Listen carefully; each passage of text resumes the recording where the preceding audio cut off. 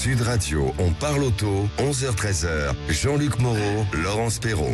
On a le droit d'être heureux, hein, nos amis les Bleus, le rugby qui ont gagné. Moi, ça y est, j'affiche les couleurs. Sud Radio, radio du rugby, c'est marqué partout. Ce n'est pas un bavoir, l'ami Jean-Luc. Bonjour. C'est marrant, j'aurais pensé à ça. Bonjour Dame Laurence, bonjour à toutes les auditrices et tous les auditeurs. Alors, je vais vous passer la balle en on arrière. On a un programme exceptionnel aujourd'hui. On va fêter donc la victoire des Bleus. On va parler dashcam. Dashcam, oui, ça n'a rien à voir avec une lessive. Hein. C'est ces petites caméras qu'on a derrière les pare-brises et qui enregistrent tout ce qui se passe sur la route. Alors, est-ce que ça peut vous servir en cas d'accident pour prouver votre bonne foi? Est-ce que, à l'inverse, on peut s'en servir contre vous de cette dashcam? On va faire le point. On verra ça avec notre avocat préféré, maître Rémi Jossaume, qui sera avec nous. L'essai de la semaine, ce sera la Toyota Prius 5, avec une vraie question. Est-ce que le vilain canard s'est transformé en cygne? On va voir. Et puis vous allez tendre terrible. Le coup, mais on n'en dit pas plus, à une info qui est arrivée cette semaine. Est-ce que la France va devenir le premier producteur mondial d'hydrogène grâce à un gisement extraordinaire qu'on aurait trouvé dans l'est de la France, en Lorraine? Eh bien, on aura tout à l'heure le spécialiste mondial de la chose avec nous, en direct du Brésil, s'il vous plaît. Très bien, en direct de l'aéroport même du Brésil. On parlera aussi des pneus, des concept cars. Est-ce qu'ils vont nous servir pour nos voitures au quotidien? Est-ce que les concept cars qui ont des pneus toujours un petit peu fabuleux, on se souvient de Goodyear qui avait fait un pneu qui était en fait une sphère.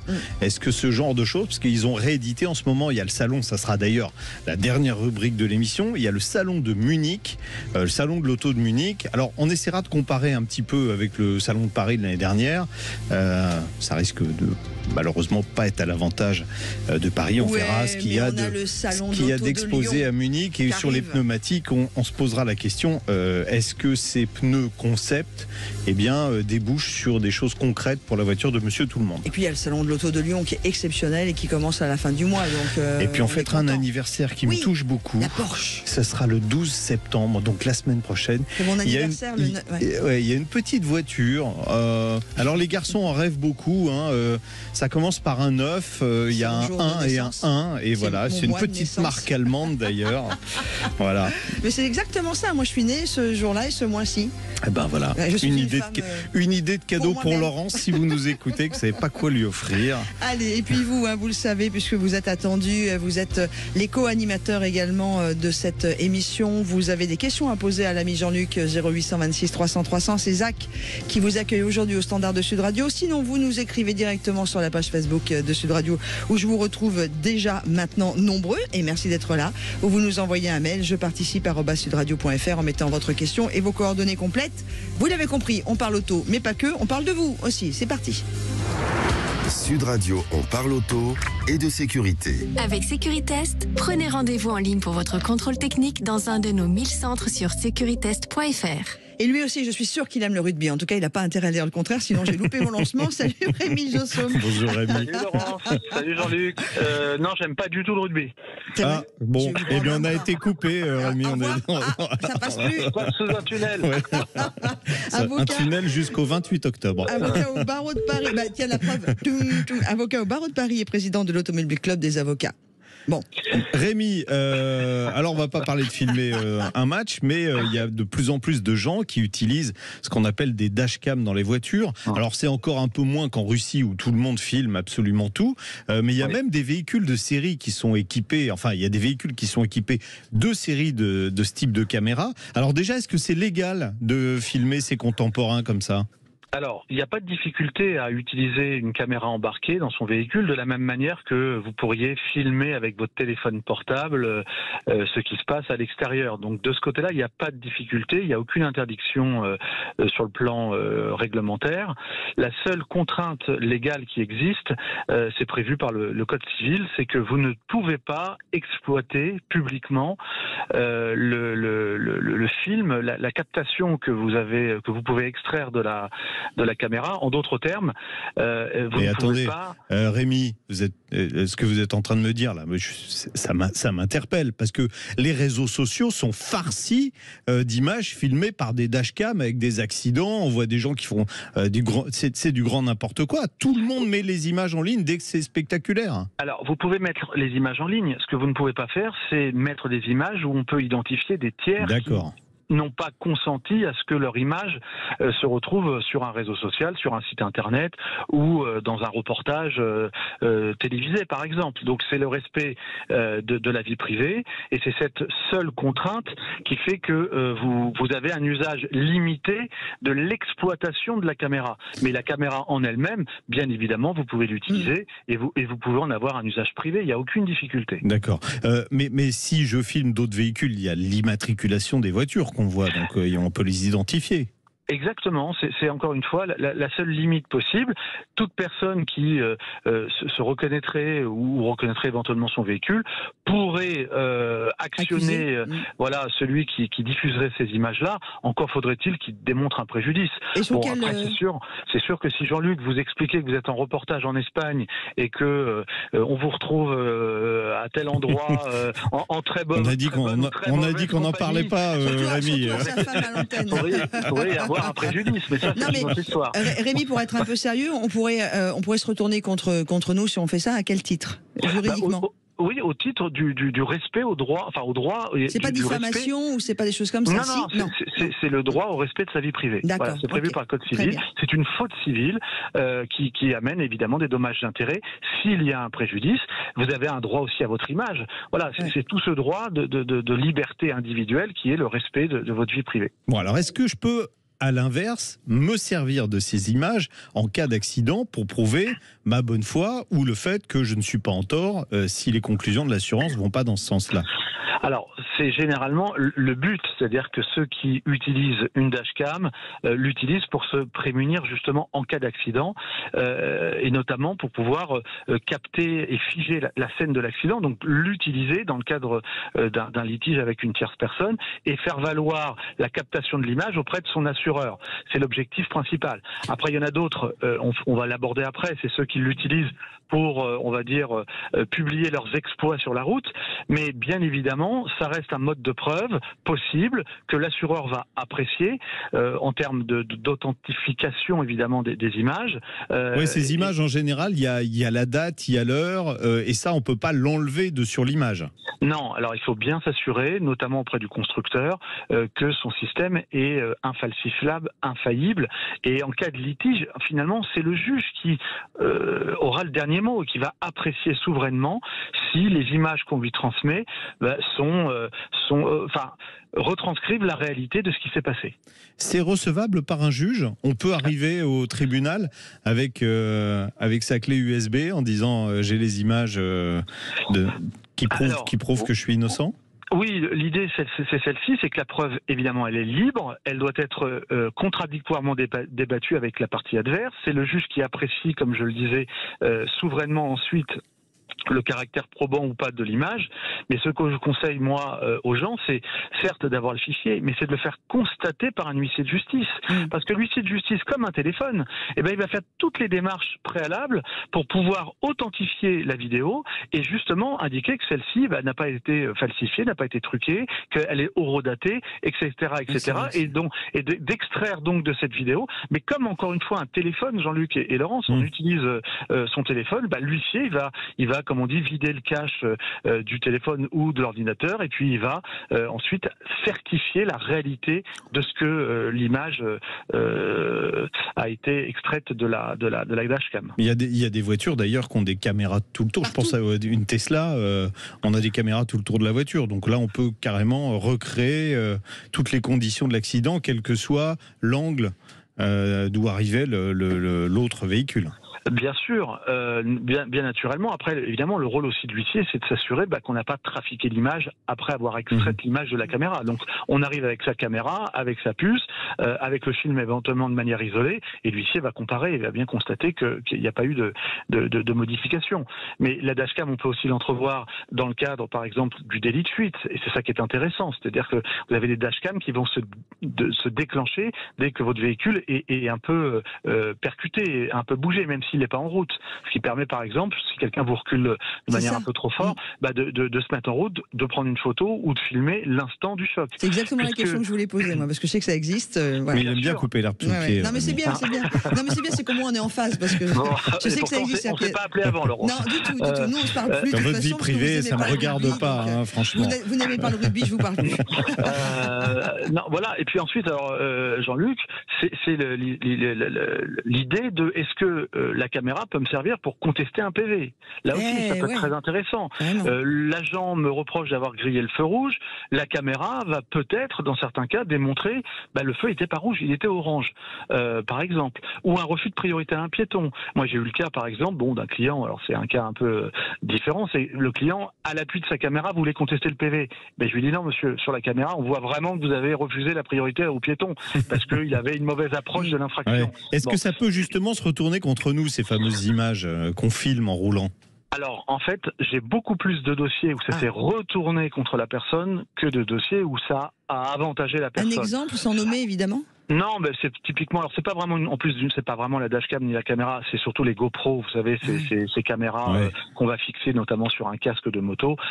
C'est sûr que le motard qui se casse la figure ou celui qui va mettre en ligne ses exploits avec sa voiture, notamment dans le cadre de rodéo urbain, la police, la gendarmerie peut parfaitement saisir la caméra et en tirer là aussi une infraction. Simplement, il va falloir dater l'infraction. Pourquoi ? Parce qu'il y a une prescription. Donc, on ne peut pas vous poursuivre pour des faits qui se sont passés il y a 2 ou 3 ans. Il faut que les faits se soient déroulés en France. Vous voyez, donc, le gendarme ou le policier, il va falloir qu'il fasse des investigations lorsqu'il va saisir le matériel pour s'assurer qu'il y a une infraction. Et j'ai eu le cas de ce fameux motard qui a fait la course avec un véhicule à plus de 300 km/h sur l'autoroute du Sud. Les gendarmes, ils ont saisi évidemment le matériel, ils ont saisi la moto et ils ont fait toute une enquête assez remarquable d'ailleurs pour retracer les infractions, les lieux d'infraction et effectivement c'est malheureusement parce qu'il avait publié entre guillemets bien évidemment ses exploits sur internet qu'il a été poursuivi et qu'il a été condamné. Ça me fait penser à un adage que l'on connaît bien qui est depuis la nuit des temps, pour vivre heureux vivons cachés, et là on est carrément dans exposer sa vie sur les réseaux sociaux, c'est à double tranchant. Mais là, à 300 km/h, il ne faut pas être un peu... Enfin, bref. Alors, oui, juste Laurence, non, parce que évidemment, je connais très bien le dossier, mais juste pour vous dire qu'effectivement, au départ, il était poursuivi pour ça, parce que les gendarmes en ont tiré des conclusions un peu hâtives en refaisant leur enquête. La réalité, c'est que le juge a requalifié les faits parce que il était non pas à 300, mais à 180. Enfin bref, ça change. Oui, ça change quand même. Pas grand-chose en dessous, il était en infraction, mais je veux dire par là, voilà. Enfin, si, quand même, ça change, 300, 180. Ok, sur l'infraction, monsieur le maître, l'avocat, il n'y a pas de souci là-dessus, je ne connais rien. Mais sur le fait, en fait, c'est quand même un peu moins. Ce que je veux dire par là, c'est qu'effectivement, quand on voit la vidéo, vous savez, Jean-Luc, les caméras, elles filment de manière très étroite. On a l'impression qu'on va très très très très vite. Oui. Et en réalité, ça travestit un peu la réalité. Oui, si vous mettez une caméra en grand angle à l'avant d'un véhicule, vous roulez à 80, on a l'impression que vous êtes à 200. Voilà, exactement. Big Brother watching you, absolument partout. Bon, merci Rémi, à bientôt. Et puis on se rappelle pour le prochain match de l'équipe de France. Alors, avec grand plaisir. Vous serez notre consultant sur Sud Radio. Parce qu'on peut ne pas aimer le rugby, maître Josso, mais on peut aimer l'équipe de France. Il adore ça. Mais oui, je sais bien. Mais évidemment. Mais il y a un moment, si vous jouez, moi je prends la perche et je joue avec. J'étais avec mon maillot hier, bien sûr, devant l'écran géant. Moi aussi, avec les marques bleu, blanc, rouge et tout. Rémi, allez, maître Josso, avocat au barreau de Paris, président de l'Automobile des avocats et grand fan de rugby.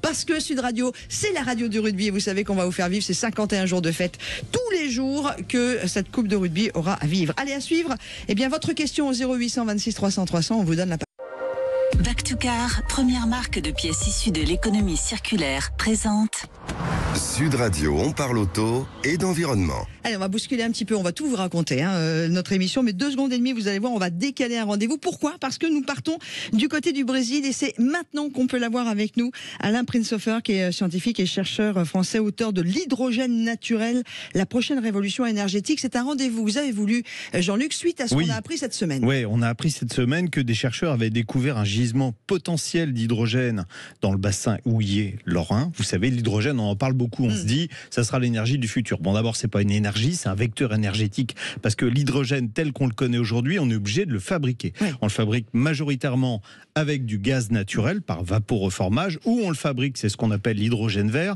en faisant l'électrolyse de l'eau qu'on a fait à l'école quand on était petit, avec un courant électrique, on sépare les molécules d'oxygène et les molécules de dihydrogène. Voilà.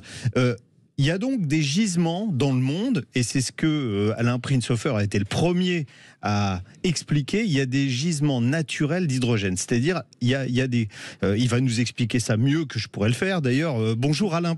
Bonjour Alain. Oui, bonjour Jean-Luc. Oui, alors merci d'accepter d'être avec nous à l'antenne, parce que vous allez monter dans l'avion, vous êtes à Rio, c'est ça, et vous allez faire une conférence en Amérique du Sud aussi, hein. En Colombie, je vais donner des cours en Colombie, effectivement. Donc je suis à l'aéroport, je vais embarquer dans quelques dizaines de minutes. Oui. Alors expliquez-nous comment il peut y avoir de l'hydrogène naturel, on appelle ça l'hydrogène blanc, comment c'est possible ? Alors c'est quelque chose qui était connu en fait depuis très très longtemps, sans que ça ait intéressé grand monde. Il y a eu des forages en Australie en 1930 qui ont trouvé un gisement avec 85% d'hydrogène naturel. Simplement, c'était tombé dans l'oubli. Ensuite, des scientifiques s'y sont intéressés en termes d'origine de la vie sur Terre. C'était la première source d'énergie pour la vie sur Terre. Mais pendant longtemps, il a été dit que l'hydrogène naturel n'existait pas sur Terre. Ce qui était faux. Et aujourd'hui, de nombreux scientifiques et de nombreuses entreprises sont en train d'explorer cette nouvelle source d'énergie. Et cette fois, il s'agit bien d'une source. Moi, j'ai bien spécifié. Jusqu'à présent, l'hydrogène dont on parle le plus souvent, c'est un vecteur d'énergie comme l'électricité. Mais là, nous allons parler d'un hydrogène qui est donné par la nature. On n'a pas besoin de le fabriquer nous-mêmes. Bon, alors là, c'est Géoressources, une société qui est à Nancy, qui aurait découvert, alors en cherchant autre chose, il cherchait du gaz, en fait, il cherchait du méthane dans les profondeurs du sous-sol lorrain parce qu'il y avait des mines de charbon autrefois, et là, ils auraient découvert un gisement. Alors, les chiffres donnent presque le tournis, 46 millions de tonnes d'hydrogène naturel, c'est plus de la moitié de la production annuelle mondiale d'hydrogène aujourd'hui. Est-ce que ça vous paraît crédible ? Alors, l'hydrogène naturel en général, vous savez que j'en suis un tenant et je crois réellement que c'est une source d'énergie qui va devenir importante. Maintenant, il faut faire assez attention aux effets d'annonce, aux prophéties parfois un peu intempestives. Si on en juge par les communiqués de presse qui sont sortis à propos de cette découverte en Lorraine, je reste avec énormément de doutes, personnellement. Il s'agit d'une entreprise liée avec des chercheurs à Nancy qui mesurent de l'hydrogène en solution dans l'eau. C'est très intéressant, c'est effectivement une méthodologie intéressante. Et ils disent qu'on a trouvé 14% d'hydrogène à 1000 mètres de profondeur. Ce qui scientifiquement ne veut pas dire grand-chose. On ne peut pas caractériser une concentration d'hydrogène en solution dans l'eau avec un pourcentage. En revanche, il est possible de dire que dans tous les gaz qui sont dissous dans l'eau, l'hydrogène représente 14%. À ce moment-là, vous prenez 14% multiplié par la quantité de gaz qui est dissous dans l'eau, qui est très très modeste à 1000 mètres de profondeur. Donc on n'atteint pas du tout ces valeurs-là. Et je rajouterais que... Oui, c'est pas un gisement de pétrole où on fait un forage et ça jaillit, c'est pas ça. Alors pour l'instant, de ce que l'on comprend, il s'agit d'eau dans laquelle il y aurait de l'hydrogène en solution. Et comme la solubilité de l'hydrogène dans l'eau est très très faible, même s'il y a 14% dans le gaz dissous, ça représente relativement peu pour l'instant. Et je voudrais ajouter qu'on l'a vu d'ailleurs sur les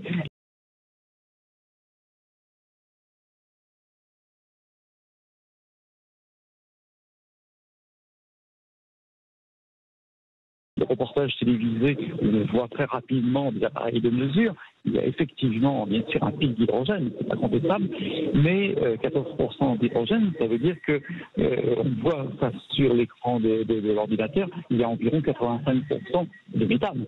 Donc, effectivement, on se retrouve avec un grésil habituel dans les mines de charbon, avec essentiellement du méthane et un petit peu d'hydrogène qui s'y trouve associé. Alors là, ils disent à 14% à 1000 mètres de profondeur, mais selon eux, d'après, alors c'est des estimations, ils disent à 3000 mètres, c'est 90%, parce que d'après eux, donc l'hydrogène serait formé en grande profondeur et remonterait. C'est pour ça qu'il y a une concentration. Alors on va garder 14%, même si vous nous avez expliqué que ça ne veut pas dire grand-chose, mais eux, ils disent à 3000 mètres, 90%. Est-ce que ça, c'est crédible aussi ? Pour l'instant, ça ne repose sur aucun modèle visible. Donc, de passer de 14% à 90% par une modélisation, pourquoi pas, la modélisation n'est pas visible. Tout dépend effectivement de la source de cet hydrogène. Je suis d'accord avec eux sur le fait qu'il s'agit d'une source profonde, ça c'est clair.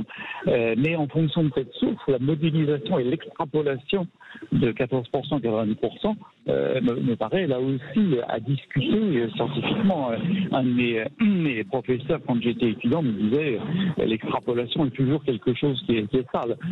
Et interpoler entre des données, c'est bien, extrapoler, c'est extrêmement dangereux. Ouais. Alors, surtout quand le modèle n'est pas encore défini.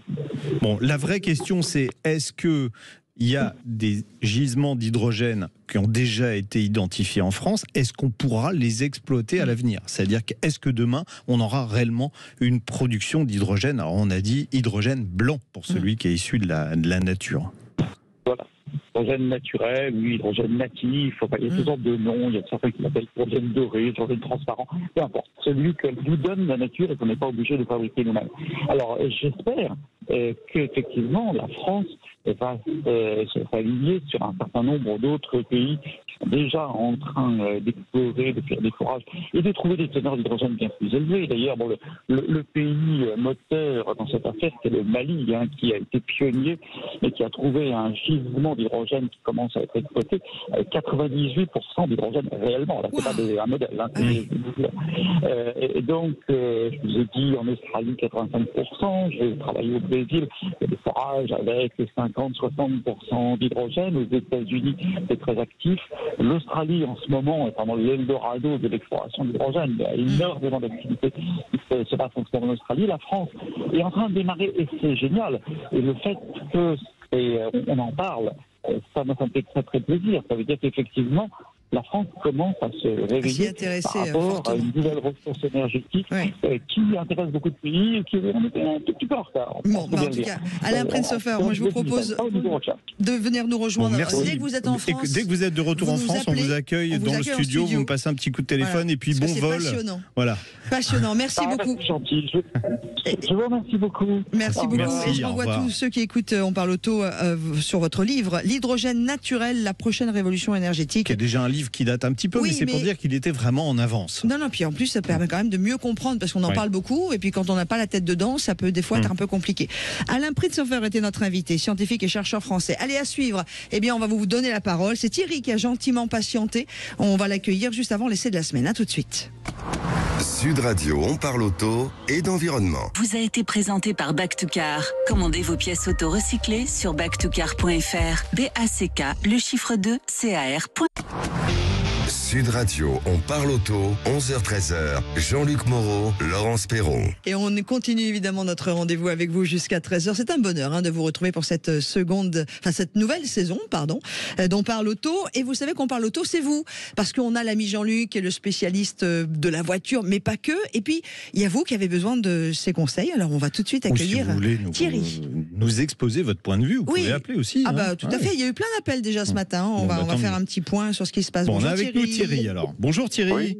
Oui, bonjour Jean-Luc, bonjour Laurence. J'avais une question qui vient des réseaux sociaux un peu. Et le prix du changement d'une batterie dans une voiture hybride. Alors, est-ce que c'est garanti? Est-ce que c'est pas garanti? Et tous les combien faut la changer? Et combien ça coûte? Ça c'est la question pratique pour tout le monde. Merci. Exactement. Alors, vous savez quoi? Au moment où Toyota a lancé la première Prius. C'est d'ailleurs l'essai de la semaine. La Prius 5 juste après. Donc vous allez rester avec nous. Tout le monde disait, les petits concurrents disaient, ouais, de toute façon, c'est pas une bonne solution. Vous vous rendez compte, il faudra changer une batterie qui coûte très cher, peut-être dans 10 ans, peut-être même avant, peut-être même dans 4 ans.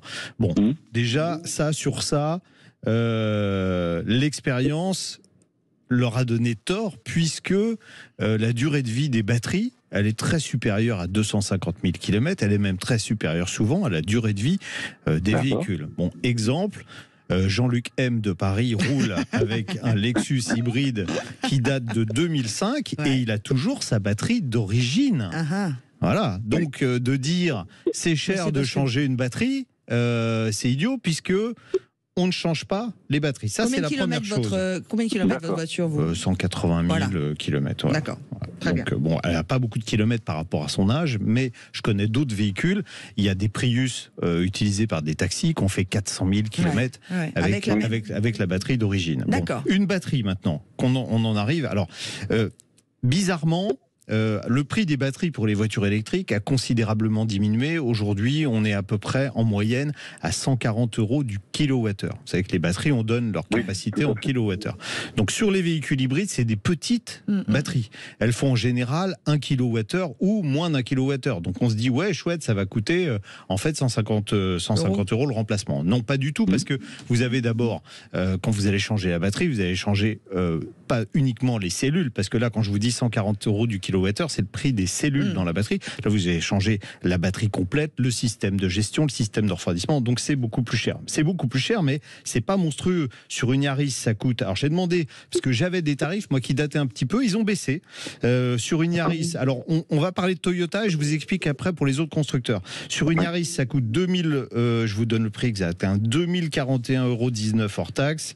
Sur une Corolla, ça coûte 2219,42 € hors taxe. Sur un RAV4, ça coûte 2397,60 € hors taxe. Alors, je vais pas vous... J'ai tous les modèles Toyota. Une batterie classique d'un thermique, là, c'est combien ?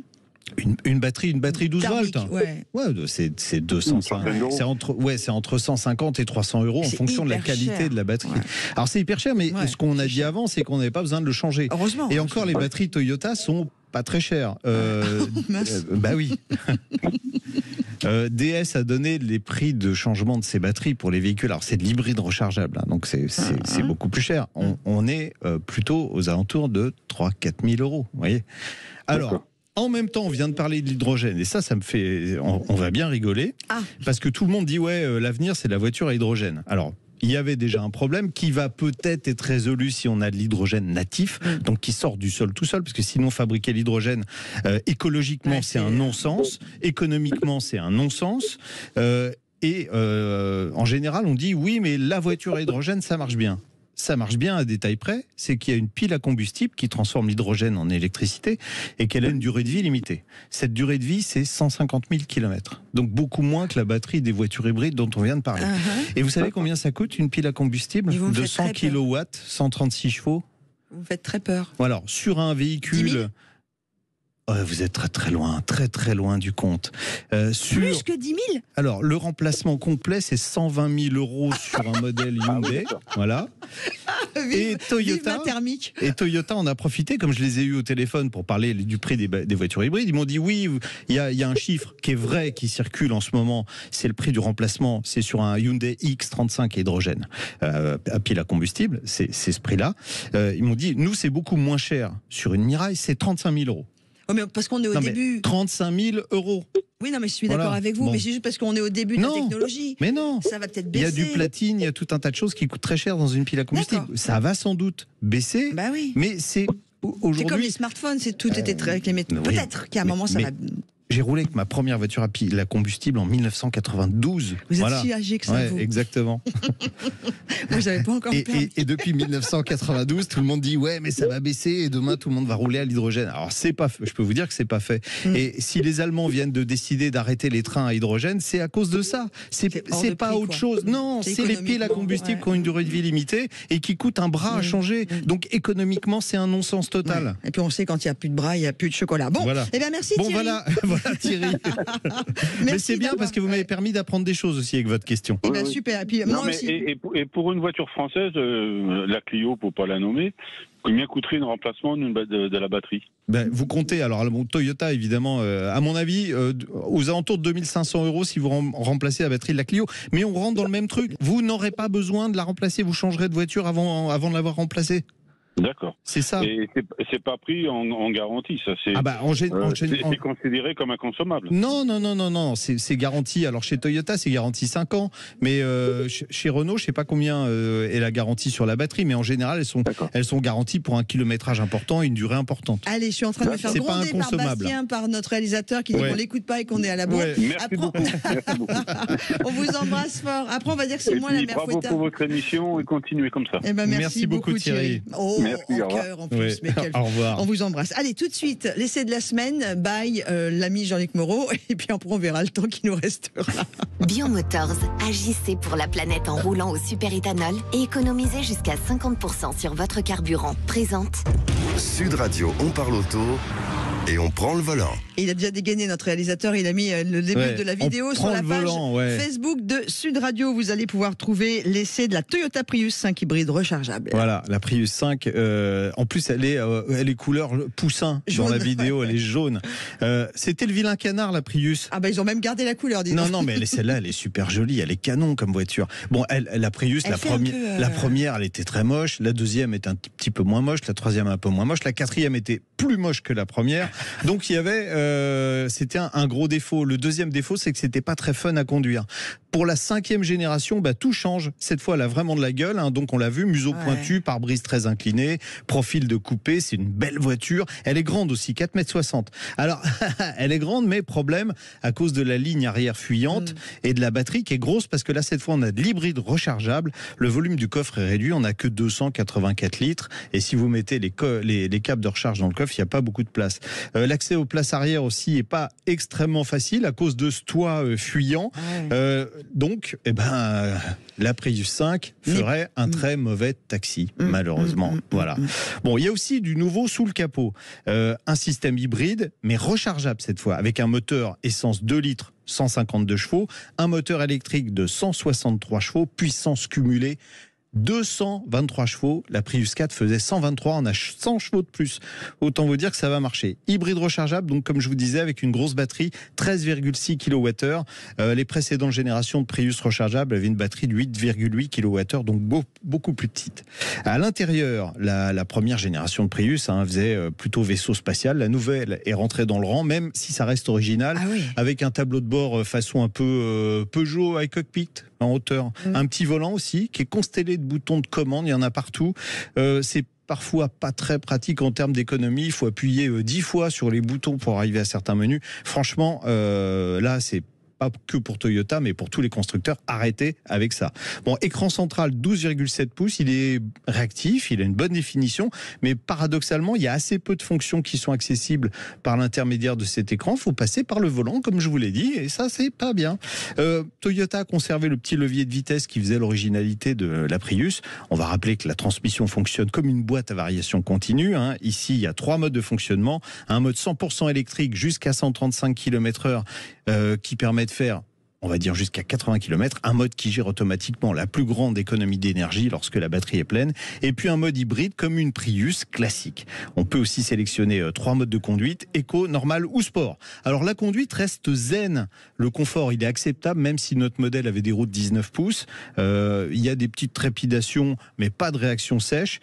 En revanche, on est emmerdé par l'alerte de franchissement de vitesse qui est pas facile à désactiver, il faut 10 pressions sur les boutons, l'alerte de vigilance du conducteur qui est impossible à désactiver dès que vous quittez la route des yeux, ça fait bip bip. Franchement, mais on a envie d'être sourd. Il faut mettre des boules qui en fait pour rouler dans ces voitures. Bon, en 100% électrique, comme je vous disais, on peut faire jusqu'à 86 km si on a les roues de 17 pouces, 72 km avec les roues de 19.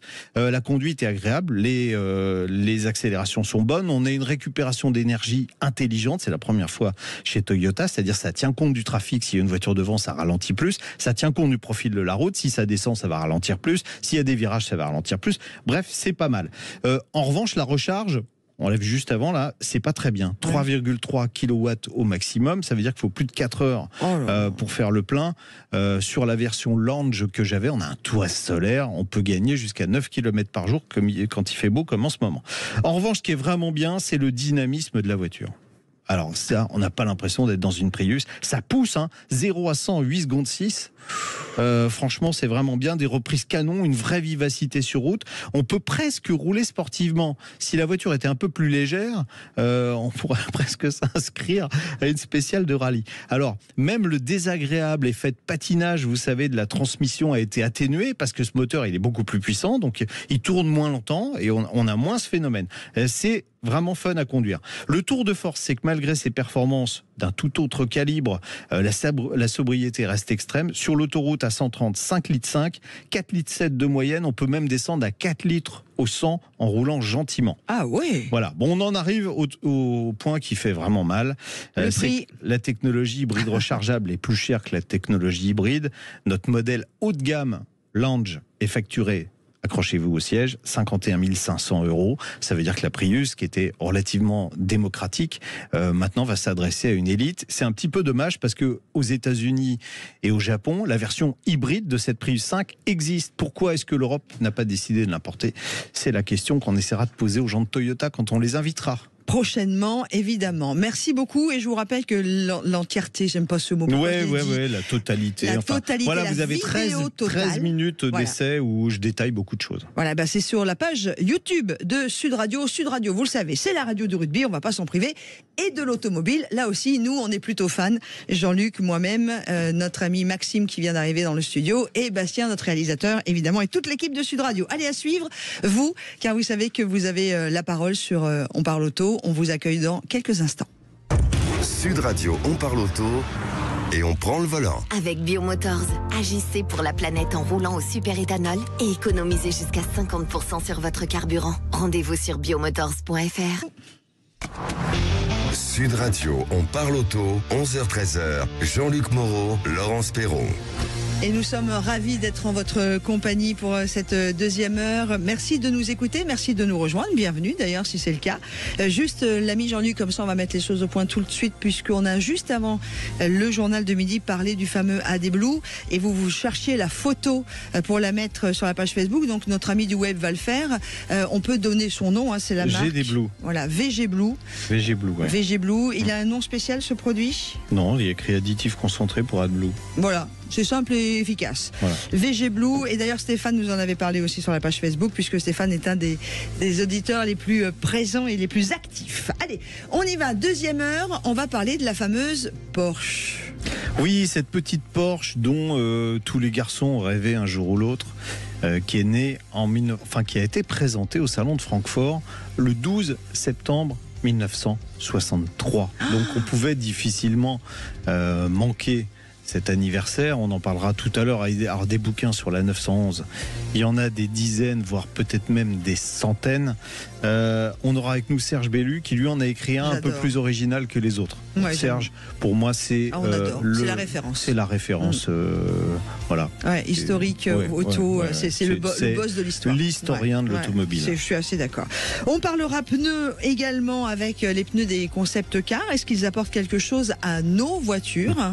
Voilà, des jolis pneus de toutes les couleurs. Vous savez, tiens, je voudrais qu'on en parle, mais il me semble que c'est Goodyear qui a fait ça il y a très longtemps. Dans les années 50, Goodyear a lancé un pneu transparent aux États-Unis, en série, avec un éclairage à l'intérieur de la jante. C'est-à-dire qu'on pouvait changer la couleur de son pneumatique. Comme pour les baskets. Ça pouvait être rose, bleu, voilà, c'est exactement ça. Comme pour les baskets des années 80 qui reviennent beaucoup. Là, et c'était un concept car qui avait inauguré ça et on a retrouvé en série ces pneus transparents. Non, ça n'a pas duré très longtemps. Vous avez regardé Barbie, vous, il y a Non, j'ai pas vu Barbie d'ailleurs. Bon, moi j'y suis allée. J'avoue que j'ai passé un sacré joli moment. Allez, on va également vous donner la parole au 0826 300 300. Vous n'hésitez pas à appeler nous dès maintenant. Zach vous attend si vous avez des questions à poser. Et puis on ira faire un petit tour du côté du salon de l'auto de Munich. Oui, exactement. On sera avec avec Laurent Meillot, qui est journaliste et qui est allé à Munich pour nous. Il en est revenu enchanté. Ah, j'adore. Donc il nous expliquera pourquoi. Et pas super. que pour la bière et le Scheinhax de Francfort. Non, c'était à Munich d'ailleurs. Allez, tout de suite, on vous donne la parole, vous le savez, puisque cette émission est la vôtre. Vous n'hésitez pas, vous nous écrivez sur la page Facebook de Sud Radio, vous composez le 0826 300 300 ou par mail, je participe @sudradio.fr. Il me semble que c'est Sandrine que nous accueillons. Bonjour Sandrine. Bonjour à tous les deux. Bonjour Sandrine. Vous habitez où ? Alors moi j'habite dans le Var, à Saint-Zacharie. J'adore. Et vous êtes infirmière libérale, donc autant dire que vous roulez beaucoup. Voilà, je roule beaucoup. Par contre, je ne suis pas du tout compétente dans les voitures. C'est pas grave. On s'en fiche. Tant que vous êtes compétente pour nous soigner, et bravo à tout le corps médical et infirmier de France et infirmières qui nous font du bien. Voilà. Mais c'est gentil, merci. Et c'est sincère. Bon, alors vous avez besoin d'une voiture et vous cherchez quel type d'auto ? Alors, en fait, j'attends vos conseils. Je cherche une voiture. Moi, je vous donne mes... Oui, allez-y, je vous écoute. Ouais. Je voudrais qu'elle soit compacte, pas très grande. Ouais. Qu'elle soit haute. Ouais. Et le seul critère qui est pour moi obligatoire, c'est la boîte automatique, parce que les vitesses, j'en peux plus, j'ai mal à l'épaule. D'accord. Voilà. Alors quand vous dites petite, parce que vous savez que les voitures aujourd'hui, alors il y a 30 ans, quand on parlait d'une petite voiture, ça faisait 3 mètres de long. Aujourd'hui, quand on parle d'une petite voiture, ça fait 4 mètres de long. Ouais, alors, c'est quoi pour vous la référence d'une petite voiture, que je comprenne bien ? Disons que j'ai pas trop le choix parce que j'ai essayé de regarder. Petite, actuellement j'ai un Picasso C3. Une Picasso C3. Oui, mais c'est pas une petite voiture, hein, C3 Picasso. Non. Voilà. Vous voulez plus petit que ça ? Si je peux, ou alors c'est si je peux plus petit, oui. Si c'est pas possible, parce que en regardant, j'ai beaucoup de difficultés. C'est le maximum, c'est j'ai bien compris. Maintenant, alors vous dites haute parce que vous voulez être en position haute ou parce que vous faites du tout-terrain entre guillemets. Parce que dans le Var, c'est vrai qu'il y a des chemins. Voilà. D'une part, j'aime bien être en position haute. D'autre part, je vais dans des petits chemins dans lesquels il y a des nids de poules, chemin de terre, c'est pas très... Bon. Sandrine, je peux vous poser une question qui n'a rien à voir. Votre génération à peu près, une dizaine d'années. J'ai 52 ans. Donc il faut faire aussi attention au confort et au dos. Oui, au confort. Mais moi, je prends le confort, c'est mon critère numéro 1 de toute façon. Les gens qui passent beaucoup de temps en voiture, le premier critère, c'est le confort. Donc je ne vais pas vous proposer de véhicules pas confortables. Après, le budget, évidemment. Le budget, j'étais à 20 000 euros. 20 000 euros. Oui, alors, il y a ce qui me vient tout de suite à l'esprit avec un budget de 20 000 euros, c'est même moins que ça. C'est une Dacia Sandero Stepway avec la boîte automatique. C'est une boîte à variation continue. Le TCE 90. L'agrément moteur-boîte est très bon. C'est une voiture qui fait 4,10 m de long. Donc on est dans vos critères.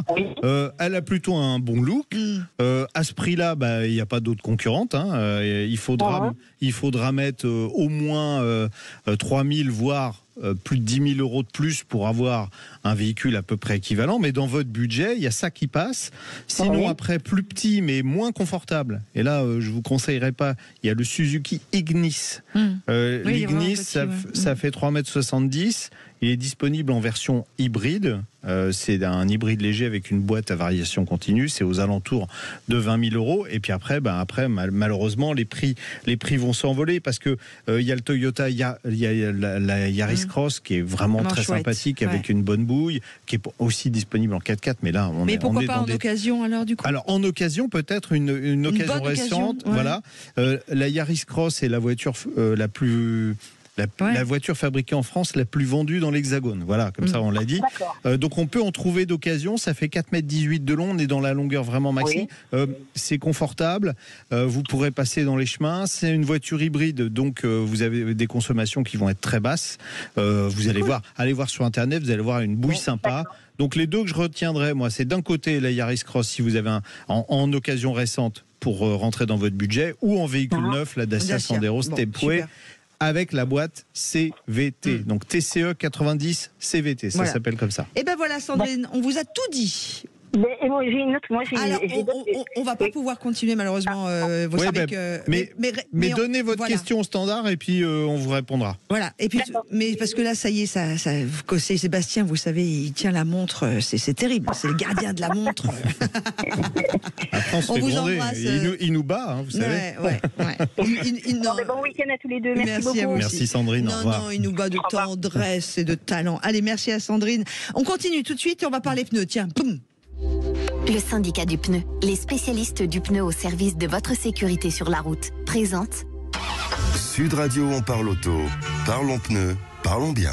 Il a failli faire crisser les pneus, Sébastien. Il n'était pas content de la montre. Allez, bonjour à Sébastien Fontaine, responsable design de chez Goodyear. Bonjour Sébastien. Bonjour Sébastien. Oui, bonjour. Bon, en ce moment se déroule donc le salon, ça s'appelle IAA Mobilité de München, Munich pour ceux qui ne posent pas germain. Et Goodyear présente un pneu qui a été spécialement développé pour un concept car Opel qui s'appelle l'expérimental. Bon, c'est bien pour un concept car. C'est pas la première fois que Goodyear développe des pneus un peu j'allais dire spectaculaire pour des concept cars. On se souvient, c'était pour Citroën, pour l'Autonomous Mobility Vision, qui avait ce fameux pneu sphérique. Alors déjà, là, ce nouveau pneu, qu'est-ce qu'il a comme caractéristique, celui qui est sur le concept car Opel ? Alors, ce pneu a été complètement personnalisé pour le concept car Opel. Donc, on a vraiment travaillé main dans la main avec les designers de chez Opel, donc Goodyear et Opel. Et en fait, l'idée, c'était d'une manière esthétique de continuer un peu le look de la jante pour donner des pneus, des roues encore plus grandes visuellement. Mais aussi, le point le plus important, c'est qu'il a été dessiné toujours en utilisant la technique d'aérodynamisme. Donc, on a amélioré à fond l'aérodynamisme du pneu pour augmenter l'autonomie du véhicule électrique. Donc, pour faire plus de kilomètres avec une charge. Et expliquez-nous, quand vous dites visuellement on a augmenté la taille de la roue, c'est-à-dire que il y a de la couleur sur le pneu au-delà de la jante et on a l'impression que la jante est plus grande, c'est ça ? Alors, par exemple, vous avez les branches de la jante, en fait, continuent carrément dans le flanc du pneu. Donc, on a complètement effacé la limite entre ce qu'on voit, comme d'habitude, un bord de jante et le début d'un pneu. En fait, on n'arrive plus à voir vraiment où est la limite des deux. Donc, ça permettrait de enfin mettre des jantes un peu moins hautes sur les voitures et d'avoir un flanc de pneus un peu plus haut et plus de confort. Enfin bon, ça c'est mon avis perso. Mais dites-moi, alors là vous dites améliorer l'aérodynamisme du pneumatique, visuellement donner l'impression d'avoir des roues plus grandes. C'est des choses qui peuvent paraître faciles à basculer sur la série. Alors, tous nos pneus de série Goodyear sont déjà développés avec des cavités, ce qu'on appelle le contour de pneu, qui est aérodynamique. Donc, dès que vous achetez un pneu Goodyear, vous savez que vous avez un pneu qui a pris en compte l'aérodynamisme, qui va chercher à augmenter plus l'autonomie de votre véhicule, que ce soit maintenant électrique ou même essence. Naturellement, même les personnes roulant avec des voitures essence ou diesel veulent réduire la consommation d'essence. C'est la consommation d'énergie, en fait. Ouais. D'accord. Et l'aspect visuel, là, c'est quelque chose qu'on peut trouver, parce que, alors, juste avant, je pense que vous n'avez pas entendu, mais il me semble avoir lu, et je crois que c'était Goodyear, vous allez me dire si je me trompe ou pas, que dans les années 50, Goodyear avait sorti aux États-Unis un pneu transparent qu'on pouvait éclairer de l'intérieur. Ça vous dit quelque chose, ça ? Oui, en fait, oui, nous avons travaillé aussi sur ce pneu qui rappelait un peu le pneu des années 50. C'était pour la Golden Sahara. Je ne sais pas si vous étiez au Salon de Genève, si je ne me trompe pas, 2019. Oui, sans doute. Nous avions montré une vieille voiture des années 50 et où on avait reproduit ces pneus translucides, lumineux. Maintenant, aujourd'hui, ça reste un concept, donc de rouler avec ça, en fait, le pneu s'userait trop vite. Les gens ne seraient peut-être pas trop contents de rouler avec des pneus qui s'usent trop vite. Donc aujourd'hui, on est malheureusement toujours sur du noir. Des fois, on peut mettre des couleurs à droite, à gauche, mais le noir, en fait, ce qu'on utilise de temps en temps, le noir de carbone, aujourd'hui, qui est à base de pétrole, mais Goodyear travaille sur des noirs de carbone qui sont à base de matériaux recyclés. Donc, juste pour vous dire, la stratégie de Goodyear, c'est d'ici 2030, sortir le premier pneu 100% renouvelable. Donc, en utilisant que des matières recyclées et biosourcées. D'accord. Le pneu sphérique là, qu'on a vu dans des films, qu'on a vu sur des concept cars, ça reste un délire d'ingénieur ou ou on verra peut-être ça un jour sur nos voitures? Un délire, même un rêve. Moi, je dis toujours à nos équipes que je pense je roulerai avec un véhicule avec des pneus sphériques avant ma retraite. Ah, cool. Ah ouais. Ah, cool. Dites-moi, vous êtes jeune parce que pour savoir si moi je le verrai, c'est pour ça. Là, j'ai 44 ans. Donc donc ça va arriver quand même. Dans moins de 20 ans, vous pensez, pour vous, ce sera dans moins de 30 ans, vous pensez que ça... Ouais, moi j'y crois, parce qu'en fait, il faut s'imaginer comme le concept skate, c'est des véhicules qui vont rouler doucement, qui vont partager un peu la route avec les gens. Donc, en fait, les villes reprennent le territoire pour l'humain. Et en fait, dans le temps, les maisons, les villes ont été construites avec des routes pour que la voiture puisse circuler. À l'avenir, ce sera moins le cas, en fait. Il y aura beaucoup plus de routes qui vont se fermer, qui vont devenir des routes piétonnes avec plus de verdure, plus d'arbres, plus de nature qui va rentrer dans la ville. Et donc, on s'imagine que les véhicules, il y en aura toujours, peut-être beaucoup moins, beaucoup plus intelligents, peut-être autonomes, comme le skate. Et en fait, on pense que le grand maximum sera 20 km/h parce que les véhicules vont partager la route, le passage avec les gens. Piétons, les vélos. Ça fait que là, la sphère devient très logique parce qu'en point de vue de manœuvrabilité, on tourne sur place. Beaucoup plus facilement, on peut tourner sur place. Donc après c'est une vision. Après il y a des éléments que vous avez vus dans ce qu'on appelle le Goodyear Eagle 360 sur lequel on travaille. Par exemple, le 360 était fait en airless, donc sans pression. Donc c'était une structure, nous on appelle ça non-pneumatic tire, donc des pneus sans air. Et Goodyear travaille d'arrache-pied pour sortir aussi d'ici 2030 une solution sans maintenance. Et donc une des solutions ce serait le pneu sans air, quoi. Donc plus de contrôle de pression, plus de perforation. Donc toutes ces choses-là c'est en cours. Bon, vous nous promettez de belles choses. Cool. On va continuer à faire cette émission au moins pendant 20 ans. Alors. Oh oui, ça aussi c'est une bonne nouvelle. On m'a toujours dit. Moi. Merci Sébastien Fontaine, responsable du design de Goodyear. Merci beaucoup d'avoir été avec nous. À suivre sur l'antenne de Sud Radio, votre question, votre réaction, puisque ce sera vous que nous allons accueillir au 0826 300 300. À tout de suite. Sud Radio, on parle auto, parlons pneus, parlons bien. Avec le syndicat du pneu, les spécialistes du pneu au service de votre sécurité sur la route. Espérons. Et avant que notre émission parle à tous les amoureux de la Porsche 911, dont on fêtera les 60 ans de la présentation, on va accueillir Jacques, qui a composé le 0826 300 300 et qui est avec nous pour rencontrer l'ami Jean-Luc et poser une question. Salut Jacques. Bonjour Jacques. Oui, bonjour Laurence, bonjour Jean-Luc. Comment ça va ? Très bien, très bien. Vous êtes où ? Avec le beau temps. Ah bah oui, là, il fait beau partout, alors France, c'est pas compliqué de savoir. Vous êtes où, vous ? Plutôt l'ouest. On n'arrête pas de vin. Ah oui, là, plutôt l'ouest. Ah, je l'ai senti. Du côté de la Vendée, entre la Vendée, la Charente-Maritime et les Deux-Sèvres. Très bien, très joli. On vous écoute. Oui, et bien voilà, je vais acquérir un Dogger GPL au mois d'octobre. Très bon choix. Je voulais savoir justement si, avec l'utilisation du GPL, de temps en temps, il fallait pas rouler à l'essence. Parce que j'avais cette préconisation, auparavant j'avais un Scénic GPL, et on me préconisait de rouler au moins une vingtaine de kilomètres par semaine à l'essence. Oui, il faut absolument. Alors bon, je sais que c'est douloureux aujourd'hui de rouler à l'essence quand on voit le litre d'essence qui dépasse les 2 € et que le GPL reste en dessous de la barre des 1 €, mais il faut se forcer pour la simple et bonne raison qu'il faut faire tourner la pompe à essence. Alors, il y en a qui vont dire oui, mais de toute façon, un véhicule GPL, il démarre forcément à l'essence. Oui, il démarre forcément à l'essence et il va passer tout de suite au GPL. C'est pas suffisant pour maintenir en bon état le circuit d'alimentation en essence. Donc il faut vraiment... Alors il y a plusieurs raisons à ça. D'abord, vous allez faire tourner la pompe à essence, vous allez faire fonctionner les injecteurs. Bon bref, tout ça, ça évitera que l'ensemble, je vais vous dire, se grippe. On n'en arrivera pas là, mais bon, On n'en est pas loin quand même. Ensuite, si vous roulez jamais à l'essence et que vous avez un fond d'essence dans votre réservoir, les essences modernes aujourd'hui, du super samplon 95E10, on peut considérer qu'au bout de 6 mois, il a perdu une grande partie de ses qualités. Vous risquez d'avoir des problèmes après de dépôt dans les conduites de carburant, de blocage des injecteurs. Tout ça, ça va être lié en fait à la dégradation du carburant. Les carburants avec forte teneur en éthanol se dégradent beaucoup plus vite. Donc il y a plein de gens qui ont des véhicules GPL et qui roulent jamais au GPL, et le jour où ils ont besoin de rouler à l'essence, ils tombent en panne.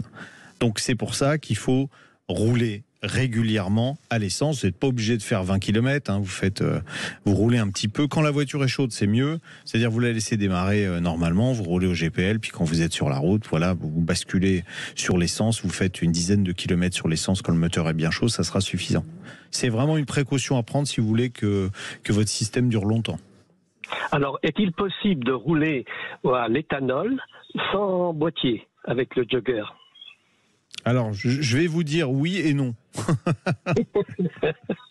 Je vais vous dire oui et non. Oui, parce que le concepteur du moteur 1 litre qu'il y a sur la voiture, je l'ai répété de multiples fois ici, puis sur une radio, dans une vie précédente, une autre radio. Le moteur a été conçu pour rouler au superéthanol E85, mais pas pour être homologué au superéthanol E85. Donc, il peut accepter sans problème et sans boîtier. Mais il y a un souci qu'on a aussi évoqué, c'est que la pompe à essence n'est pas adaptée, en revanche, à l'éthanol. Donc, en plus, votre pompe à essence là, qui va pas fonctionner beaucoup avec de l'éthanol, comme vous allez rouler majoritairement au GPL. Ouais. Donc, je vous déconseille vraiment d'essayer de rouler au superéthanol E85. Ça va marcher, mais vous risquez, alors là pour le coup, une panne qui sera vraiment... en plus la garantie ne fonctionnera pas. C'est-à-dire, comme je vous disais, le moteur, lui, il l'accepte, mais la voiture n'est pas homologuée pour ça. Donc, outre le fait que vous n'avez normalement pas le droit de rouler avec un carburant qui n'est pas homologué pour le véhicule, mais ça on laisse de côté, si votre voiture tombe en panne et que chez Dacia ils se rendent compte que vous avez roulé avec de l'éthanol, la garantie commerciale elle saute. Donc vos 3 ans de garantie... Et si on ajoute de l'additif ? Non, c'est même pas une question d'additif ou quoi que ce soit. Vraiment, je vous le déconseille. En plus, vous avez le GPL, alors roulez au GPL. Entendu. J'avais une autre petite question. Allez-y. Allez, 20 secondes.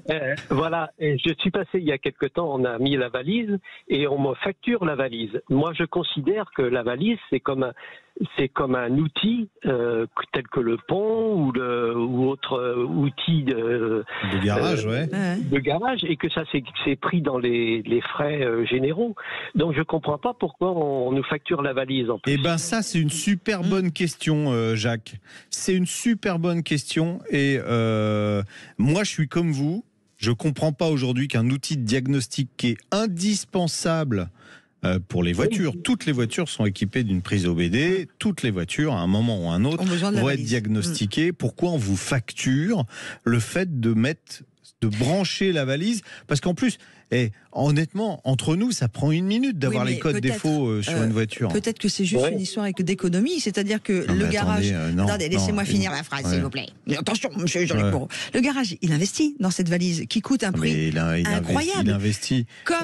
Jacques disait un pont élévateur. J'ai pas fini, Jean-Luc Moreau. Il investit aussi. Comme il a investi dans la formation de ses gars et de ses équipes, donc plus il investit, plus obligatoirement, il y a un coût qui lui revient, et s'il ne vend pas les choses comme... Il va fermer la porte. C'est aussi une histoire d'économie. C'est un outil. Non, mais c'est intégré dans ses coûts horaires. Oui, c'est un outil. C'est un outil. Ouais, mais à la limite, c'est un outil comme le cric, le pont, les clés à molette. C'est dans le taux horaire, comme vient de dire Jacques, vous ne le voyez pas, mais là au moins vous le voyez, c'est transparent. Oui.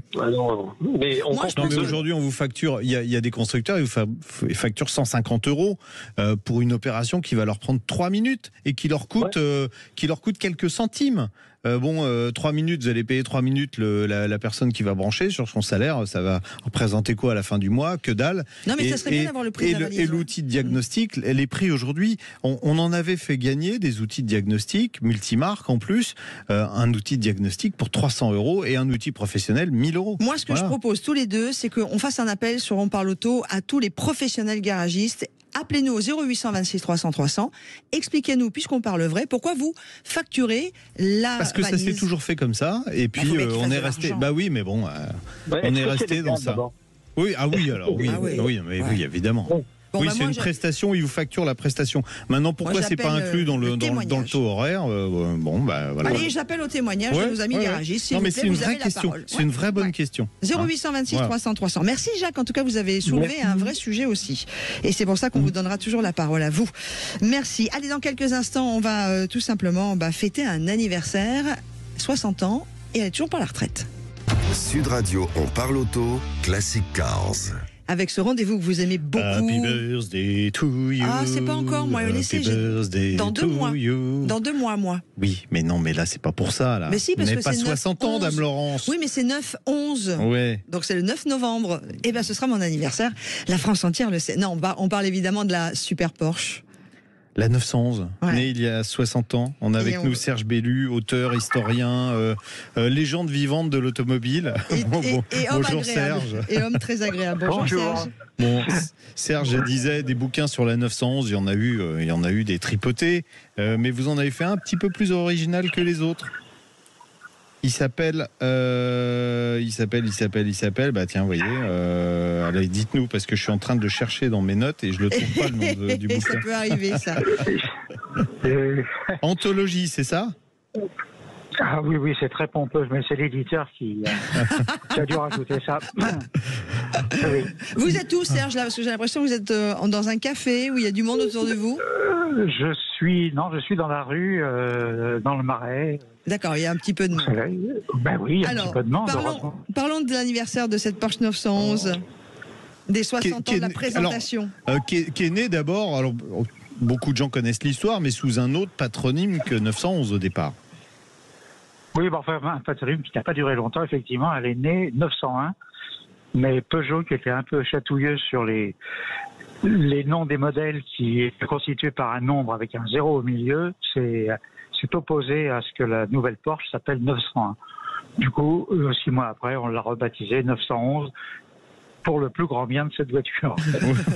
C'est vrai au final que 911, bon alors, depuis 60 ans bientôt, parce qu'elle a été présentée au salon de Francfort le 12 septembre 1963. Alors, au départ, l'idée c'était quoi? De remplacer la Porsche 356, c'était ça? Oui, un petit peu. Il fallait monter en gamme en même temps, mais c'était effectivement une voiture qui était relativement abordable, avec un moteur 2 litres, et qui était appelée à terme à remplacer la 356. Bon, quand on parle de 911, la première chose qui vient à l'esprit, c'est la forme de la voiture. Elle est due à qui il est dû à qui ce dessin?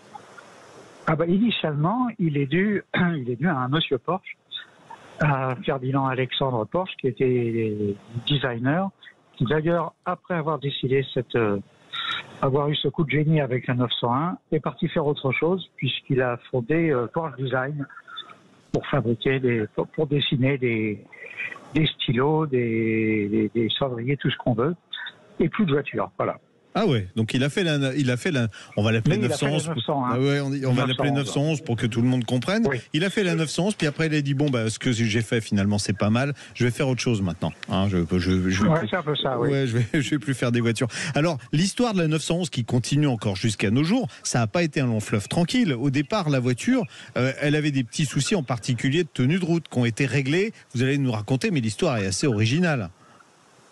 Ah ben oui, comme toutes les grandes dynasties, au départ, d'abord, quand on se replace dans les années 1960, toutes les voitures n'étaient pas égales. Aujourd'hui, on parle plus de voitures qui tiennent pas la route ou qui freinent pas. Elles ont toutes à peu près les mêmes qualités. Or, dans les années 60, là, il y avait vraiment des grosses différences. Et effectivement, le choix de Porsche de conserver la position du moteur en porte-à-faux à l'arrière, qui était déjà celle de la Porsche 356 et de la Volkswagen qui était à l'origine de tout ça. C'est un choix qui entraînait un comportement routier un peu un peu sautillant, disons. Ouais, puis une tenue de cap qui était, on va dire, aléatoire pour rester poli. Et ils ont alors réussi, ils ont compensé ça en faisant ce qu'ils ont appelé de façon un petit peu ironique un pare-choc renforcé. C'est-à-dire, en fait, ils ont mis des masses de fonte dans le pare-choc à l'avant pour lester le nez de la voiture et améliorer le comportement. Donc on se dit... Le nez qui se soulevait un peu à grande vitesse, puisqu'il n'y avait rien à l'avant, il y avait, à moins de mettre des grosses valises. Donc tout ça, c'est des petits soucis vite oubliés. Hein. Ouais. L'histoire de la 911 derrière est marquée par quoi comme modèle remarquable? Parce que c'est ce qu'on trouve dans votre livre. Hein. Il y a toujours eu la ligne régulière qui existe toujours. Bon, je n'ose pas dire la 911 de base parce que ça serait un petit peu vulgaire, mais il y a toujours eu une 911 normale et puis des versions compétition, purement compétition, et des séries un peu spéciales. Donc pour répondre à votre question, l'une des premières 911 qui sortait vraiment de l'ordinaire, c'est la RS 287 en 1973. Avec la fameuse queue de canard à l'arrière, là, qui était en fait, qui a été d'ailleurs, cet appendice aérodynamique a été monté, enfin a été imaginé de façon un peu empirique. Ils ont testé plusieurs hauteurs d'aileron et puis ils ont regardé ils ont sélectionné celui qui correspondait à la meilleure tenue de route. C'était aujourd'hui, on n'imagine pas que ça se ferait comme ça, mais c'était un petit peu, on tâtonnait un petit peu encore à l'époque. Hein. Ah oui, effectivement. Bon, l'aérodynamique était un peu moins scientifique qu'elle l'est aujourd'hui. Donc effectivement, mais enfin bon, cette petite queue de canard, ça a arrangé sérieusement le comportement de la voiture à grande vitesse. Ouais. Il y a eu, je ne sais pas si vous connaissez le chiffre, il y a eu combien de 911 de produites au total? Est-ce qu'on le sait, ça? Je suis incapable de répondre à cette question. Ouais. Surtout qu'il y a eu tellement de versions différentes, tellement de générations. Ouais. Et ça continue, hein. Et bon, et ça reste une des voitures, qui fait rêver. Vous en avez une, plutôt Serge, masculine, ou pas? d'ailleurs. Mais non, mais vous devriez savoir, chers confrères, que les journalistes sont des pauvres diables. Moi, je parle pas pour vous, parce que je sais que vous avez un fond secret. Mais non, je n'ai jamais eu de Porsche. Mais en tout 911, cas, malheureusement. Merci beaucoup, Serge Bellu, d'être intervenu sur On Parle Auto. Le livre s'appelle Porsche 911, l'anthologie, aux éditions EPA. Et merci d'avoir été avec nous, Serge, dans On Parle Auto ce matin sur Sud Radio. Merci beaucoup à vous et à très bientôt. Oui, au revoir. Très bientôt. La radio du rugby, bien évidemment, Sud Radio en cette Coupe du Monde 2023, mais aussi, vous le savez, la radio de l'auto, et ça ne va pas changer. Alors on continue, on parle auto, et dans quelques instants, nous serons avec boire vous. Une bière. Direction le salon de Munich. Sud Radio, on parle auto, 11h-13h. Jean-Luc Moreau, Laurence Perron. Et nous voici déjà arrivés dans le dernier quart d'heure de notre émission. Ça passe toujours trop vite. Merci à tous ceux qui sont sur la page Facebook de Sud Radio. Adil, Stéphane évidemment. Nous avons aussi pas mal de monde. Il y avait Joe. Il y a vraiment tout le monde est là à chaque fois, tous les matins. Ça fait très plaisir. Allez, il y a Luc aussi qui nous fait un petit bonjour. On vous emmène à Munich. Enfin, tout du moins. On va parler du salon de Munich. Exactement, avec Laurent Meillot qui est avec nous, journaliste pour le groupe Horizon, créateur du blog Voitures du Futur. Bonjour Laurent. Bonjour Jean-Luc. Bonjour Laurent. Alors vous êtes rentré de München pour les germanistes, où vous avez bu de la bière et mangé sans doute des saucisses, mais surtout vous avez vu... Les saucisses avec modération, vous avez raison. Mais surtout vous êtes rentré, et quand je vous ai eu au téléphone pour préparer cette émission, vous m'avez dit c'était un chouette salon. Alors expliquez-nous. D'abord, Munich, c'est depuis 2 ans. Avant, c'était le salon de Francfort. Exact. Alors effectivement, le salon de Francfort n'existe plus. Donc l'avantage, c'est qu'Allemagne a toujours un grand salon. Et ce qui est toujours très bien, c'est qu'en Allemagne, on sent que c'est un pays où on aime la voiture. Enfin, c'est l'un des rares pays où quand on arrive à l'aéroport, en fait, il y a des voitures qui sont exposées dans les couloirs. Mais blague à part, en fait, ce que j'aime beaucoup, c'est que non seulement il y a une partie exposition où on peut trouver effectivement pas mal de technologies, on aura peut-être l'occasion d'en parler, mais c'est que dans la ville, en fait, en plein centre-ville, sur des spots touristiques, en fait, il y a des stands, les constructeurs peuvent accueillir le public. Enfin, c'est quelque chose qui est complètement inimaginable ici à Paris. Oui, on imagine bien sur le parvis de Notre-Dame des stands avec des voitures exposées. Ou le parvis de l'hôtel de ville, je dis ça au hasard. Parce que Notre-Dame, en ce moment, il y a un peu de travaux. Donc, alors, beau salon, belle expo. Des constructeurs allemands, assez peu. On va commencer, assez peu de constructeurs français. Il y avait juste Renault. Juste un, en fait, effectivement. Donc, Renault est venu pour présenter son Scénic électrique et puis la Rafale, donc sa berline haut de gamme. Côté Stellantis, il n'y avait que Opel avec simplement donc son démonstrateur électrique qui précise bien la future Monta. Ça fait un peu bizarre quand même de voir une portion aussi congrue, quoi. Voilà, c'est un peu étonnant parce que c'est quand même un salon important. Bon, c'est toujours pareil quand vous avez des constructeurs qui désertent et dans la place on trouve beaucoup de Chinois. Ouais. Alors 41% des exposants c'était des constructeurs chinois. Si on donne des noms, alors vous avez roulé avec un Xpeng. Alors ça va faire rigoler tout le monde, mais je ne peux pas passer à côté de la blague. Ouais, j'allais dire rire jaune. Voilà, c'était pour faire la blague, rire jaune sur un constructeur chinois. Voilà, mais bon, là il y a rien de risible. C'est des véhicules qui sont très aboutis. Ouais. Pas du tout. En fait, la voiture est vraiment très sympa déjà visuellement. À l'intérieur, la qualité, l'affichage au niveau de l'écran, les aides à la conduite. Sincèrement, vous cachez le logo qui est sur le volant. On vous demande ce que c'est. Vous êtes incapable de dire si c'est une Hyundai ou une marque premium. La différence n'est absolument pas visible. Et puis Xpeng, ça fait partie de ces constructeurs très audacieux qui ont envie de rivaliser avec Tesla par rapport à la conduite autonome. Donc c'est pas des rigolos. Et je peux vous dire que toutes les marques que j'ai pu voir sur le salon. Tiens, un autre exemple, Leapmotor par exemple. On connaissait un seul modèle 2, ils sont arrivés avec toute une gamme sur leur stand par exemple. On voit que c'est des constructeurs quand même qui ont une offre et qui en ont sous le pied, si vous me permettez l'expression. Oui, ils en ont sous le pied parce que c'est eux qui fabriquent les batteries.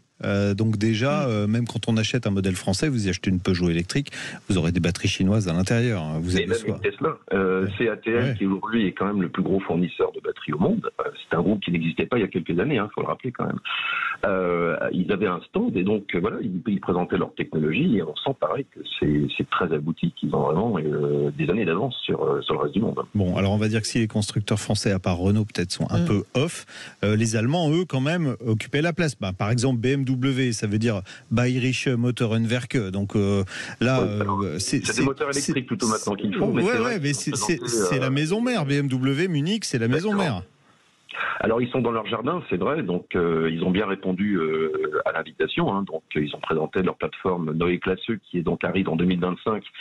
Et il va y avoir 6 modèles qui seront conçus dans les 24 mois qui suivent, donc voilà, il y a des nouvelles performances en hausse pour l'électrique, mais c'est tout qui change, c'est à la fois donc l'électronique, les aides à la conduite. On sent qu'il y a un grand reset qui se prépare à la fois pour BMW mais également. On a perdu M. Meillot. Bon voilà. Oui, il est revenu. Laurent, vous disiez un grand reset et le téléphone vous a écouté justement. Vous savez qu'on est sur écoute, c'est pour ça. Non, en fait, c'est vrai que les constructeurs premium aujourd'hui changent l'architecture électrique et électronique et ça va leur permettre en fait de mieux rivaliser avec la concurrence chinoise. Mais franchement, je suis épaté par la qualité et la maîtrise technique en fait de ces constructeurs qui viennent de l'empire du milieu. Oui. Mais bon, en tout cas, les acteurs du premium allemand sont au rendez-vous, ils ont des produits solides, ils montraient vraiment de belles autos aussi, il faut le dire. Chez Mercedes, j'ai vu des choses extraordinaires. La Vision 111, très chouette. Ouais, c'est une supercar, mais c'est un concept là. C'est un peu dans l'esprit des C111 d'autrefois, avec des portes en élytre. Enfin bon, c'est vrai, mais par contre, il y avait quelque chose qu'on pouvait voir. Alors c'est aussi un concept, mais qui par contre va pouvoir faire un transfert de technologie. C'est la EQXX. Cette voiture électrique qui fait 1000 km, c'est ça, oui. Exactement. Moi, j'ai eu la chance de rouler avec en fait l'an dernier, et donc les ingrédients de cette voiture vont arriver sur, par exemple, la CLA, donc et sur les nouveaux modèles qui seront conçus à partir de la nouvelle plateforme LMH chez Mercedes. Alors, j'allais dire zéro tracas, c'est un peu facile, mais zéro émission en tout cas. Pas de radio, pas de radio. Alors, qu'est-ce qui vous a le plus marqué sur ce salon? Si je vous demande les trois choses qui vous ont le plus marqué, c'est pas forcément des voitures. Alors, moi, là, c'est la technologie qui m'intéresse beaucoup. Et c'est vrai que, par exemple, j'ai découvert que le groupe Zeiss, vous connaissez sans doute ce groupe par rapport à la photo, ils font des capteurs optiques. C'est la première fois qu'ils arrivaient sur un salon de l'automobile. Ils ont choisi donc Munich. Et c'est vrai qu'ils proposent de l'affichage holographique. Alors, ils considèrent que, comme certains acteurs d'ailleurs, que le pare-brise demain sera un vrai média. qu'on pourra afficher pas mal d'informations dessus. Alors surtout pour l'affichage tête haute tel qu'on le connaît, pour le conducteur avec la réalité augmentée. Et peut-être que cette surface sera un vrai écran de plus quand la voiture sera autonome ou quand elle sera à l'arrêt, par exemple. Mais on peut afficher des messages à l'intérieur, mais aussi à l'extérieur, par exemple, pour prévenir les piétons que la voiture est autonome ou qu'on peut leur demander de passer. À ce propos, c'est pareil, c'est un petit gadget qu'on peut considérer sur Avatar, qui est une nouvelle marque chinoise. En Chine, en fait, il est déjà autorisé de mettre des messages à l'extérieur du véhicule. C'est une bande d'affichage qui est en bas du pare-brise, en fait, en haut du capot, si vous voulez. Et donc, pour l'instant, ça ne marche qu'à l'arrêt, mais l'idée, c'est que plus tard, quand les voitures seront autonomes, on pourra faire signe aux piétons, vas-y, traverse. Et j'ai eu l'occasion de le voir, c'est assez sidérant quand même. Laurent Meillot et Jean-Luc Moreau, c'est une idée que j'avais eue quand j'avais 11 ans. De mettre un petit panneau à l'avant, attention, c'est moi qui conduis. Non, surtout à l'arrière. Surtout à l'arrière où on pouvait discuter, montrer un message sur la plage arrière. Nous, quand on était dans le bus, qu'on partait en colonie de vacances, quand on était à la vitre arrière, on passait des messages aux voitures en bas. Oui, mais vous, c'était pas les mêmes. Moi, c'était vraiment un petit truc électronique sur lequel, et pourtant, j'avais 10 ans et j'y pensais déjà. Oh, c'est cool. Mais ça existe, sur les voitures de police, sur l'autoroute. Suivez-nous, il y a écrit. Quand j'avais 10 ans. Oui, c'est vrai. Ah, c'est chouette, donc, oui, c'est cool. Ce que j'ai vu, c'est effectivement ça. Alors, vous parlez des vitres, du coup, je reviens à Zeiss, mais ils imaginent que sur les vitres latérales, donc pour les passagers, par exemple, on pourrait très bien recevoir un appel en visio. Vous verriez l'image, en fait, s'incruster sur l'écran de la vitre, mais par contre, quelqu'un qui vous voit de l'extérieur ne verrait rien du tout, comme si la vitre était normale, quoi. Donc voilà, ça fait partie de ces choses. Et puis surtout, en fait, ce qui est très prégnant, c'est tout ce qui est lidar, en fait, pour détecter les obstacles. Pareil, j'ai eu l'occasion de faire une petite virée sur l'autoroute à côté de Munich. Et on sent bien que de toute façon, pour que les constructeurs arrivent un jour à la voiture autonome, qui va être indispensable. Il arrive à tout scanner en fait dans un rayon de 300 jusqu'à 300 mètres devant la voiture, que ce soit un pneu qui soit par exemple sur les voies, une voiture sur le point de vous doubler, enfin même les détails comme les glissières de sécurité ou d'autres choses. C'est assez impressionnant. Ouais. Mais c'est toujours ça, l'automobile c'est toujours renouvelé, a toujours innové et ça continuera et c'est vraiment génial. Une révolution. On vit une révolution. Bon, merci Laurent. Merci.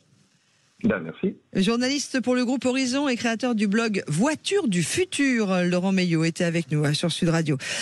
On va quitter Laurent, lui souhaiter un bon week-end et accueillir Guillaume qui nous a appelé au 0826 300 300 et qui a une question à poser. Salut Guillaume. Bonjour Guillaume. Oui. Merci d'être avec nous. Bonjour Laurence et bonjour toute l'équipe de Sud Radio. Cool. Et tous les auditeurs. Merci. Le message est passé. D'accord, et tout ce que vous faites, c'est toujours très enrichissant. Et c'est dans cet esprit-là que j'avais une petite question à poser à Jean-Luc. C'est un peu comme l'auditrice précédente. Moi, je m'interroge donc pour changer de voiture. Actuellement, je suis donc propriétaire d'une Kia Ceed diesel. Voilà, 2008, donc il y a un peu plus de 200 000 km, mais ça roule super bien. Voilà, j'en suis très satisfait. Avant, j'avais une Toyota Corolla, j'étais très content aussi. Mais elle est critère 3, puisqu'elle est diesel. Ouais. En plus, ça correspond pas tout à fait à mon profil, puisque je fais environ 12 000 km par an. Ouais. Je suis francilien. D'accord. Voilà, j'habite à Saint-Quentin. Voilà, vous voyez déjà des petits problèmes peut-être politiques, environnementaux. Oui. Voilà. Et ce qu'il faut savoir, c'est que 90% de mes déplacements, donc je les fais en Ile-de-France, essentiellement entre Saint-Quentin et Saint-Quentin en Yvelines et Paris, mais c'est à peu près 70% de mes distances, puisque le reste du temps, ça va être des parcours type je vais aller à Bordeaux, en Normandie ou dans l'Est, voilà. Et du coup, je cherche. Donc je suis avec mon épouse, on est 2 adultes et on peut transporter des fois des amis. Du coup, j'ai hésité, j'ai un budget environ peut-être dans les 20 000 euros, mais bon, on peut faire plus ou moins. Et ce que je voudrais, c'est surtout le confort, mais je crois que tout à l'heure, Jean-Luc en avait parlé, voilà, et si possible de la fiabilité, c'est ce que j'ai trouvé. Super. Dans les véhicules asiatiques, mais je sais que maintenant les Français se débrouillent pas trop mal non plus. Alors on va parler d'un véhicule français, parce que alors si vous faites de la ville et que vous voulez un véhicule avec une consommation raisonnable en abandonnant le diesel, la solution c'est l'hybride. Voilà, donc dans les hybrides il y a du choix, mais avec un budget, on m'a dit 20 000 euros, si c'est un petit peu plus, il y a un truc qui est très bien et qui peut passer. Et en plus, il y a de la place dedans et vous pourrez aller loin. Et c'est agréable à conduire. Et c'est confortable. Et vous pouvez aller voir la vidéo de Jean-Luc Moreau qui a essayé la voiture au Portugal et qui trouvait ça très bien. C'est le Jogger hybride, le Dacia Jogger hybride. Franchement, c'est vraiment une auto très sympa parce que appétit de moineau, on arrive en conduisant normalement à 4,5 litres au 100. C'est un véhicule, il y a vraiment de la place dedans. Vous avez un très grand coffre. Il a plutôt une ligne sexy parce que c'est vrai que les Dacia au début on les achetait parce que c'était un choix pragmatique mais c'était pas un coup de cœur. Aujourd'hui on peut acheter une Dacia parce qu'on la trouve jolie.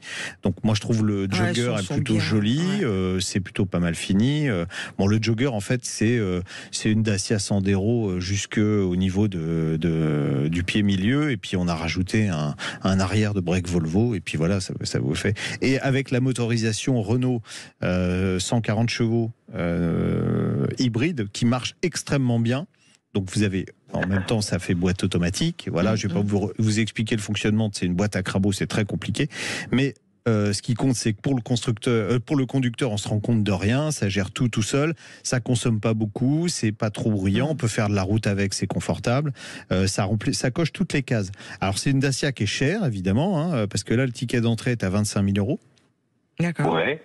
Donc c'est un peu plus cher que les Dacia habituellement, mais ça les vaut. Oui, ça les vaut. Ouais. Alors en même temps, c'est une Dacia qui est chère, mais c'est l'hybride le moins cher du marché. D'accord. Voilà. Okay. Dans cette catégorie-là, vous trouverez pas moins cher. Ok. Bon super. Voilà. Pour vous, étant donné que vous faites beaucoup de villes, pour moi c'est un bon choix. Ouais. Après, si vous voulez mettre un budget un peu moins élevé, vous pouvez prendre un Duster Eco sans G, donc au GPL. Donc bicarburation, essence GPL. Là, vous êtes avec aux alentours de 18 000 €, mais il n'y a pas de boîte automatique. D'accord. Bon, voilà, Guillaume. Voilà. D'accord. C'est super. Ouais, et c'est merci clair, pour net, précis. Génial. C'est ce que j'aime, voilà. Non, vous êtes super, mais vous le savez déjà. Et c'est continuer. Non, mais c'est toujours bon de l'entendre, hein, vous savez. C'est quand on dit jamais à ça aux gens qu'on aime, qu'on les aime. Hein. Ah oui, non, mais c'est vrai. Non, mais moi, c'est vous qui êtes super. Non, mais c'est vous qui êtes super. À côté des Toyota et Kia, j'ai vraiment adoré, mais je sens qu'aujourd'hui, il faut que je change. Et je change pour des questions aussi politiques et environnementales. Là, vous faites en plus un geste pour l'environnement. Super. Bon, Guillaume, un grand bon week-end Guillaume. En Ile-de-France, où il fait très beau. Vous aussi, et attention, à toute votre équipe. Caliente. Tiens, la chaleur aussi, elle est dans le cœur de tous les rugbyman, puisque vous savez que Sud Radio, c'est la radio du rugby. J'adore votre t-shirt, l'ami Quentin. Ah oui, on est très corporate avec ce t-shirt France Rugby. Ouais, moi j'adore. Mais très joli bandana aussi. Vous avez vu mon bandana, puis alors je le mets en face, comme ça on le voit bien. Allez, programme de l'après-midi, Coupe du Monde de rugby oblige, puisque Sud Radio est la radio de rugby. Exactement, et vous allez pouvoir partir à la rencontre justement de l'équipe de Sud Radio Rugby, la radio de la Coupe du Monde de rugby, puisque Alexandre Priam sera en direct du village Saint-Germain à Paris pour l'opération Rugby in Paris. Et il sera pas tout seul, Alexandre, il y aura avec lui notamment Marjorie Mayence ou encore Julien Thomas, puis des invités comme Pierre Rabadan ou encore Raphaël Poulain. Donc voilà, une belle équipe réunie du côté du village Saint-Germain, et puis aussi des rencontres, des matchs. Irlande-Roumanie à 15h30, Australie-Géorgie à 18h, et puis Angleterre-Argentine. Un gros choc déjà dès 21h ce soir. Donc voilà, on va vivre rugby tout au long de l'après-midi sur Sud Radio. Et ce sera comme ça jusqu'à la finale. Tout le temps, 50 jours de bonheur, 51 jours de Coupe du Monde, et bravo les Bleus évidemment. Hein. Évidemment. On a bien commencé. Hein. 27 à 13 hier soir ça déjà. La claque. Ça commence bien. Première mi-temps c'était compliqué, mais c'était bien. Ça a mis du temps à se mettre en place, mais on était heureux. Première minute qui était compliquée. La première minute 30. Et puis la chaleur, n'oublions pas l'invité surprise. Plus de 30 degrés. L'ami Jean-Luc, on se retrouve samedi prochain. Eh bien, avec plaisir. Voilà. Ça sera passé plein de choses parce que le prochain match de la France, c'est jeudi soir. Hein, c'est ça, Quentin? Prochain match de la France. Jeudi soir contre l'Uruguay. Contre l'Uruguay. On vous embrasse, Bastien. Merci beaucoup. Merci à Zach et merci à tous d'être avec nous sur On parle auto sur Sud Radio. À tous ceux qui étaient avec nous aussi sur la page Facebook de Sud Radio. Bisous.